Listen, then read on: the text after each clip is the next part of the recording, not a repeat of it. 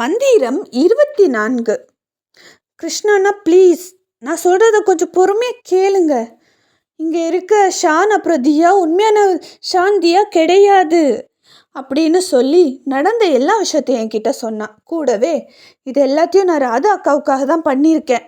ஏன்னா அவங்க சும்மாவே குழந்தைங்கள நினச்சி ரொம்பவே கவலைப்படுவாங்க. குழந்தைங்களுக்கு ஏதாவது ஒன்றுன்னு அவங்களால தாங்கிக்க முடியாது. அதனால தான் இப்போது சும்மா கொஞ்ச நாளுக்காக நான் அவங்கள அனுப்பி வச்சுருக்கேன்.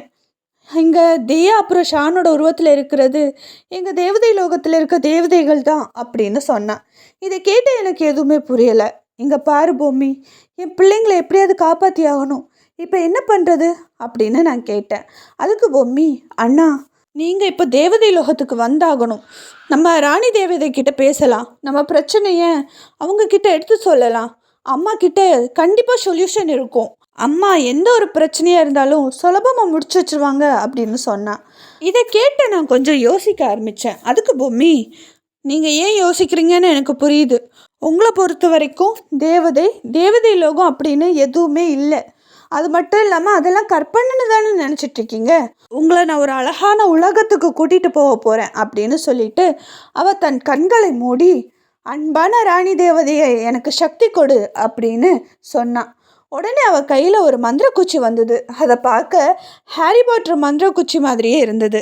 அதில் ஒரு அழகான பட்டாம்பூச்சி இருந்தது. அதை பார்த்து நான் அதிர்ச்சியோட இருந்தேன். அந்த நேரம் அவள் என்னை பார்த்து சிரிச்சா. அதுக்கப்புறமா காம் ஹே ஜரூரி ஆஜாவ் ஜட்பட் பரிலோக் சே பரி நட்கட் அப்படின்னு சொன்னான். உடனே எங்கள் கண்ணு முன்னாடி ஒரு தேவதை வந்தாங்க. அவங்கள பார்த்த பொம்மி சிரிச்சுக்கிட்டே இத்திலி அப்படின்னு சொன்னான். உடனே அவங்க பித்திலின்னு சொன்னாங்க. அதுக்கப்புறமா 2 பேரும் சிரிச்சுக்கிட்டே ஐ திட்டிலி அப்படின்னு சொல்லி சிரிச்சுக்கிட்டாங்க. இவங்க என்ன பேசுகிறாங்கன்னு எனக்கு சுத்தமாக புரியலை.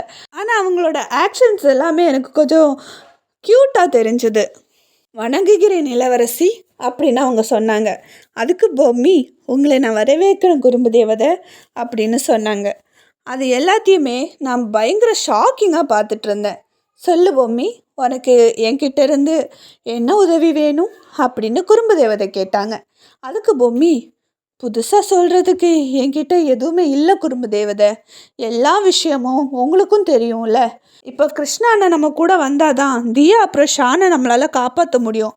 அதனால் இப்போ ராணி தேவதை கிட்ட கிருஷ்ணா அண்ணாவை நம்ம கூட்டிகிட்டு போகணும். அதனால் கிருஷ்ணா அண்ணாவுக்கு பதிலாக கிருஷ்ணா அண்ணாவை போலே ஒருத்தவங்கள நம்ம இங்கே அனுப்பி ஆகணும். அதான் என்ன பண்ணுறேன்னு தெரியலை, நான் உங்களை கூப்பிட்ருக்கேன். நான் இதெல்லாம் பண்ணுறதுக்கு ஒரே காரணம் ராதா அக்கா தான். அவங்க இப்போது 3வது வாட்டி ப்ரெக்னெண்ட்டாக இருக்காங்க. அவங்க வயிற்றில் வளர குழந்த எந்த பிரச்சனையும் இல்லாமல் வளரணும். அது மட்டும் இல்லாமல் இந்த டைமில் அவங்க பதட்டப்படக்கூடாது, கஷ்டப்படக்கூடாது. அதனால தான் ஒன்று அவங்க குழந்த அப்புறம் புருஷன் இல்லைன்னா அவங்க ரொம்ப வருத்தப்படுவாங்க. அது வயிற்றில் இருக்க குழந்தைய பாதிக்கும். அதனால தான் நான் இதெல்லாமே பண்ணுறேன். இப்போ அவங்க கையில் ஷான் இல்லைன்னா தியா இல்லை அப்படின்னா உடனே அவங்க எவ்வளோ கதறுவாங்கன்னு உங்ககிட்ட சொல்லவே முடியாது. ஒரு நிமிஷம் கூட அவங்க குழந்தைய பிரிஞ்சு இருக்க முடியாது. அதனால தான் நான் இதெல்லாம் பண்ணுறேன். இப்போ கிருஷ்ணாண்ணாவும் இல்லைன்னா அவங்க ரொம்பவே உடஞ்சி போயிடுவாங்க. அரேஞ்ச் மேரேஜாக இருந்தாலும் அவங்க கிருஷ்ணாண்ணா மேலே உயிரையே வச்சுருக்காங்க. அப்படிப்பட்ட பொண்ணுக்கிட்ட இருந்து குழந்தையும் கணவரையும் பிரிக்கிறதுக்கு எனக்கு மனசே இல்லை. அதனால நீங்கள் ஏதாவது பண்ணுங்க குறும்பு தேவதை அப்படின்னு சொன்னான். இதை கேட்ட குறும்பு தேவதை, பொம்மி, நீ சொல்கிறது எல்லாமே எனக்கு நல்லாவே புரியுது. ராதா மாதிரி ஒரு மனைவி கிடைக்கிறதுக்கு அந்த குடும்பமே கொடுத்து வச்சுருக்கணும். அவங்க ரொம்ப நல்ல பொண்ணு, ஒரு நல்ல மனைவி, ஒரு நல்ல மருமக, கூடவே ஒரு நல்ல அம்மாவும் கூட. நீ கவலையப்படாத, நம்ம ராணி தேவதை கிட்ட பேசலாம். நீ ராணி தேவதை கிட்ட வா, அவங்க கிட்ட எல்லாத்தையுமே நம்ம பேசி இது எல்லாத்துக்குமே நம்ம ஒரு சொல்யூஷனை கொண்டு வரலாம் அப்படின்னு சொல்லி அவங்க அங்கேருந்து பறந்து போக ஆரம்பித்தாங்க. இதை பார்த்து எனக்கு தான் எதுவுமே புரியலை.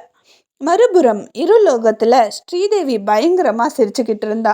அவங்க முன்னாடி தான் தியாவை கட்டி போட்டு இருந்தாங்க. தியாவை பார்த்து ஸ்ரீதேவி ரொம்பவே சத்தமாக சிரிச்சுக்கிட்டு இருந்தா. அந்த சத்தத்தில் குழந்தை எழுந்துச்சு பார்த்தா. அவள் முன்னாடி ஸ்ரீதேவி சிரிக்கிறத பார்த்த குழந்தை பயப்படும்னு பார்த்தா அவள் அவளை விட பயங்கரமாக சிரிக்க ஆரம்பிச்சா. இதை பார்த்த ஸ்ரீதேவிக்கு எதுவுமே புரியலை. ஹே குட்டி சத்தான், எதுக்கு இப்போ சிரிக்கிற அப்படின்னு கேட்க, அதுக்கு தியா, நீங்கள் எதுக்கு சிரிச்சிங்கன்னு எனக்கு எப்படி தெரியும்?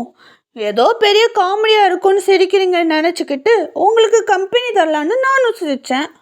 ஆனால் பாவம் குழந்த உங்கள் சிரிப்பை பார்த்து பயந்து போயிட்டான்.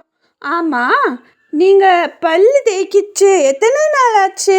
ரொம்ப கேவலமாக இருக்குது அப்படின்னு சொல்லி சூனியக்காரியை கலாய்க்க ஆரம்பிச்சிட்டா தியா. இதை பார்த்து ஸ்ரீதேவி, உனக்கு நான் யாருன்னு தெரியுமா? குழந்தைன்னா குழந்த மாதிரி பேசு, குட்டி சாத்தான் அப்படின்னு ரொம்ப கோவமாக சொன்னான். இதை கேட்ட தியா, எனக்கு உங்களை ரொம்பவே நல்லா தெரியுமே பாட்டி, உங்களை தானே நான் கேட்க மாற்றி அனுப்பி வச்சேன். அதுவும் எங்கள் அப்பாவோட ஹவுஸ் ஓனர் தானே நீங்கள்? தெரியும், உங்களை எப்படி எனக்கு தெரியாமல் இருக்கும்? உங்களை போய் மறக்க முடியுமா அப்படின்னு சொன்னான். இதை கேட்ட ஸ்ரீதேவி, நீ அன்னைக்கு பண்ணுறதுக்கு எல்லாத்துக்கும் உனக்கு பரிசு நான் தருவேன், ஆனால் இந்த வாய் மட்டும் உனக்கு இல்லை, நாய் தூக்கிட்டு போயிடும் அப்படின்னு சொன்னாங்க. இதை கேட்ட தியா பயங்கரமாக சிரிச்சா. கூடவே, என்னோட வாய் என் கூட பிறந்தது, இந்த உலகத்தில் யார் நினச்சாலும் இந்த தியாவோட வாயை மூடவே முடியாது அப்படின்னு சொன்னான். இதை கேட்ட ஸ்ரீதேவி ரொம்ப கோவமாக தியாவை அடிக்க கை ஓங்கினாங்க. அந்த நேரம் தியா அவங்கள முறைச்சி பார்த்தா, அவங்களால அடிக்க முடியலை. அவங்க கை அப்படியே ஸ்டக் ஆயிடுச்சு. அவங்களுக்கு எதுவுமே புரியலை. அவங்க திரும்பி பார்த்தாங்க. அதுக்கப்புறமா ஏதோ ஒன்று பார்த்து ரொம்பவே பயந்து கத்த ஆரம்பிச்சிட்டாங்க. மீண்டும் சந்திப்போம்.